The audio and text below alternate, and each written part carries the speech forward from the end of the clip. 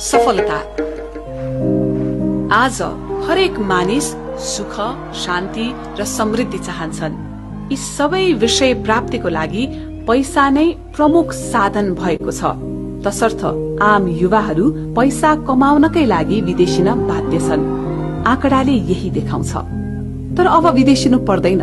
नेपालमा पनि स्वतन्त्र वितरक भएर स्वदेशी उत्पादनको बजारीकरण गर्दै राम्रो आमदानी गर्न सकिन्छ र आफ्ना इच्छित सफलता प्राप्त गर्न सकिन्छ।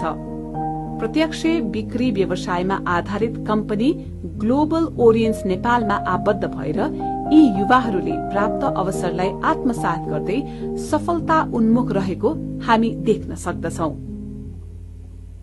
कसरी प्राप्त भयो त यो सफलता?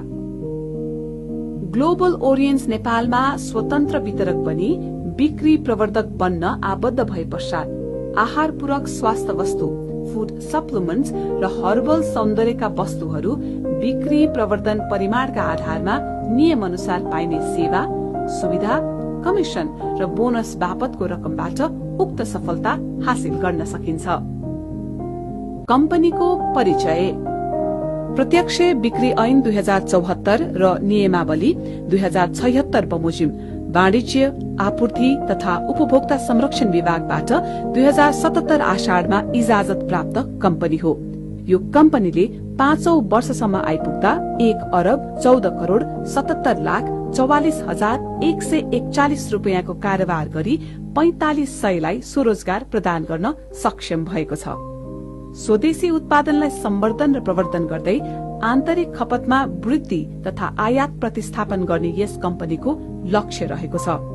ग्लोबल ओरियन्स नेपालको साथ समृद्धिको आधार भन्ने नाराका साथ अगाडि बढेको यस कम्पनीले हरेक उपभोक्तालाई स्वस्थ, सौन्दर्य र समृद्ध बनाउने सोच राखेको छ। प्रत्यक्ष बिक्रीको क्षेत्रमा लामो अनुभव रहेका व्यक्तिहरूको व्यवस्थापनमा डिसिप्लिन डाइरेक्ट सेलिङ मार्केटिङको अवधारणा अनुसार उत्कृष्ट कम्पनी बन्ने दृढताको साथ सञ्चालनमा रहेको छ। सबैलाई नमस्कार।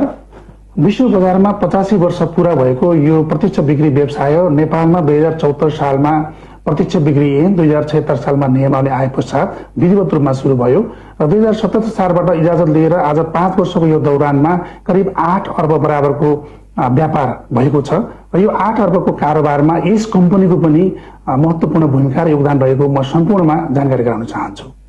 ग्लोबल ओरियन्स Nepal made in Nepal mission of prosperity उद्देश्यबाट प्रेरित भएर बाई एन्ड सेलले ओगटिरहेको अहिलेको बजार हिस्सालाई मेक एन्ड सेल अध्यक्षको हैसियतमा यो कम्पनीलाई एकदमै राम्रो बनाउनको लागि लागि पर्नेछु भन्ने यहाँहरूलाई विश्वास दिलाउन चाहन्छु। धन्यवाद। स्वस्थ भएर बाँच्न पाउनु आम मानिसहरूको नैसर्गिक र पहिलो शर्त हो। यद्यपि स्वस्थ बन्न स्वास्थ्यका बारेमा सचेत मात्र भएर पुग्दैन, स्वस्थ रहने विषयका बारेमा जान्न बुझ्न जरुरी छ। वर्तमान अवस्थामा बढ्दो रसायनयुक्त खानपान, सौन्दर्य सामग्री आदिका कारण आम युवाहरूमा उमेरमै बुढ्यौलीपन देखिने, रोग प्रतिरोधात्मक क्षमतामा ह्रास आई जीवनशैलीसँग सम्बन्धित अनेकन समस्याको सामना गर्नुपर्ने आजको प्रमुख समस्या नै बनेको छ। अमेरिकन रिसर्चर डाक्टर अर्नेस्टले भने अनुसार अबका दिनमा जसको घरमा फूड सप्लिमेन्ट्स र फूड कन्सल्टेन्टहरू हुनेछन् त्यो घर नै स्वस्थ हुन्छ, अन्यथा मानिसको स्वास्थ्यमा ठूलो गिरावट आउँछ। तसर्थ आगामी दिन फूड सप्लिमेन्ट्सको नै बाहुल्यता र लोकप्रियता रहनेछ। विश्वमा 44% बजार पोषण तत्व रहेको वस्तुले ओगटेको छ।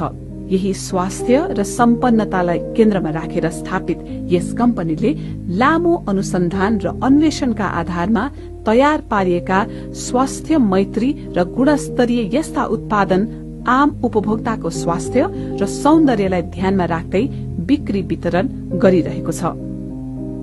कम्पनीबाट बिक्री वितरण गरिने वस्तुहरू: आहार पूरक खाद्य पोषणयुक्त वस्तु, हर्बल सौन्दर्यका वस्तुहरू र दैनिक रूपमा प्रयोग हुने स्वास्थ्य मैत्री वस्तुहरू यस कम्पनीले उत्पादन र बिक्री वितरण गर्दै आइरहेको छ।